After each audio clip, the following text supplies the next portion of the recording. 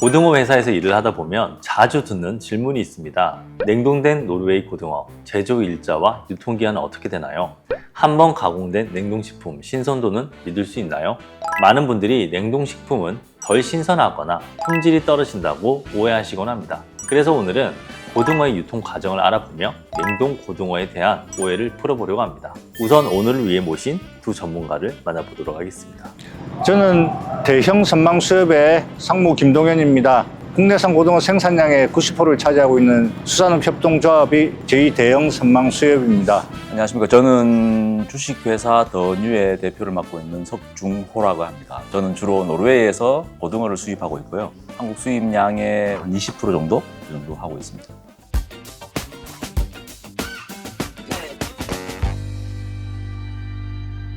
인터뷰에 들어가기 전에 국산 고등어와 노르웨이 고등어 맛이나 특징에 어떤 차이가 있는지 궁금한데요.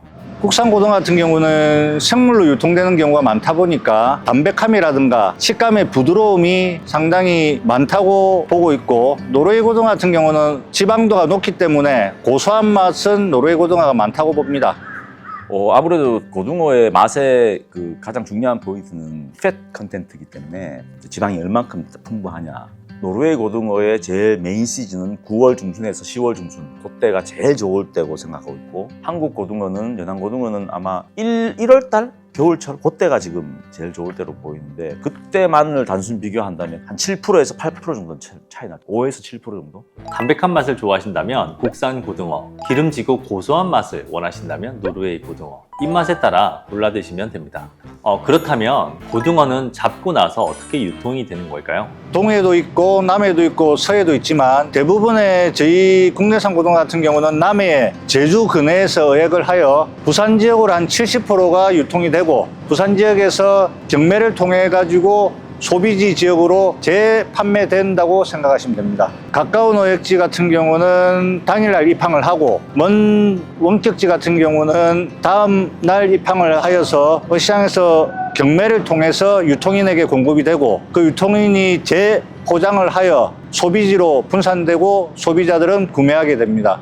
노르웨이는 우리나라하고 다르게 독선으로 합니다. 배 하나가 나가서 잡고 들어오고 이렇게 하는데, 배가 조업을 끝나고 나면 고등어의 품질, 사이즈, 톤수, 잡은 양, 이거를 경매를 관리하는 그 업체가 있습니다. 거기도 정부업체. 거기다 통보를 하면 그 정부업체가 그거를 소팅을 해서 하루에 3번 내지 4번 정도 전자경매를 올립니다.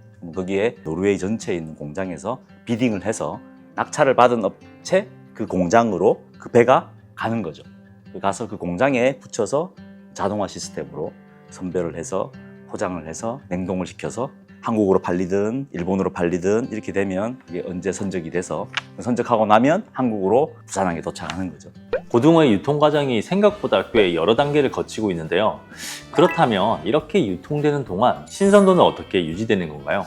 아무래도 생물이다 보니까 온도에 민감하고, 동절기인 경우에는 유통 과정에서의 냉장 부분이 필요 없지만, 하절기인 경우에는 아마 온도 관리가 가장 큰 숙제라고 볼 수 있습니다. 한국하고 똑같습니다. 동결이 끝나고 나면 보관 창고가 있어서 영하 한 20-30도 이상에 되는 차가운 곳에서 계속 보관을 하고 있고, 운송을 할 때도 우리가 콜드체인 프로세스라고 이렇게 하죠, 그죠? 냉동 컨테이너로 다 들어오기 때문에 기본적으로 영하 18도 이하로 계속 유지가 된다, 이렇게 보시면 됩니다. 소비자들에게 신선한 고등어를 전달하기 위해 정말 많은 노력을 하고 계시네요. 그렇다면 유통기한도 따로 정해져 있는 건가요?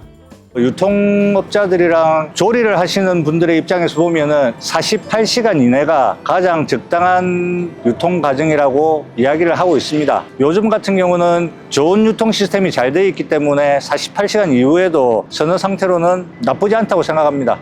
보통 우리가 알고 있는 한국 기준으로 봤을 때는 냉동 수산물은 24개월이 기준입니다. 보통적으로 24개월이 되어 있습니다.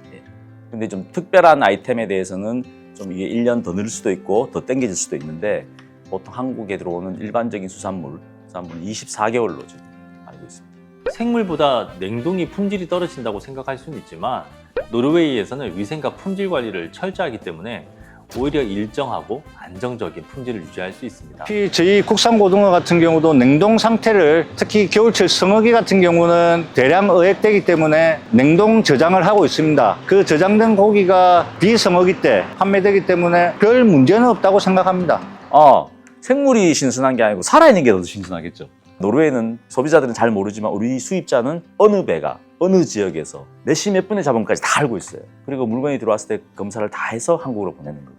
생물을 아니면 살아있는 생선이나 프레시한 거를 먹으려면 그 안에 거치는 프로세스들이 엄청나게 많이 들어가야 되고, 예를 들면 연어만 하더라도 그것 때문에 그걸 먹으려면 비행기가 떠야 돼요. 그죠? 횟감 하나 먹으려면 낚시로 잡아야 되고 들어와야 되고 그 회를 떠야 되고 얼마나 많은 프로세스들이 거치겠어요. 그 프로세스가 깨끗하다고 장담이 됩니까? 할 수가 없거든요. 그래서 제가 볼 때는 프로즌이 온도 유지만 잘하고 가공을 코리아필라직에서 뼈를 제거하는 그 공장에서도 그 공장 안에 있는 온도를 유지하는 걸 굉장히 신경 쓰잖아요. 그죠? 그 신경 쓰는 이유가 그런 유지를 하면서 만드는 프로즌이 제가 볼 때는 훨씬 안전하고 좋을 수 있다. 저는 그렇게 생각합니다. 이야기를 듣고 보니 오히려 냉동 고등어가 더 신뢰가 갑니다. 그런데 혹시 알고 계셨나요? 노르웨이는 수산물의 품질과 위생은 물론 환경까지 고려하여 유통 방식을 선택하고 있다는 사실. 특히 노르웨이 같은 경우에는 지금 가장 타깃이 뭐냐면 화석연료를 안 쓰는 거잖아요. 전 세계 환경이 문제니까. 화석연료를 안 쓰고 바로 먹을 수 있는 제품이 점점 각광을 받을 거예요. 그게 뭐냐면 프로즌이에요. 물론 프로즌을 하기 전에 가공을 거쳐서 프로즌을 시켜놓는 거죠. 대신에 그 프로즌 푸드는 그냥 해동하고 먹으면 되는 거예요. 소비자가 더 이상 화석연료를 안 써도 되는 거예요. 이게 시대는 그렇게 갑니다. 그게 환경을 보호하는 거예요. 노르웨이는 화석 연료 사용을 줄이기 위해 음식물 폐기를 최소화할 수 있는 냉동 유통 시스템을 선택하고 있습니다. 환경 보호와 지속 가능한 소비를 위한 결정입니다. 저희 가시제거 연구소도 손질된 냉동 제품을 통해 고객 편의와 환경 보호를 함께 실현하고 있다고 믿습니다. 여러분들이 더 안심하고 신선한 고등어를 즐길 수 있도록 오늘 영상이 도움이 되었길 바랍니다. 감사합니다.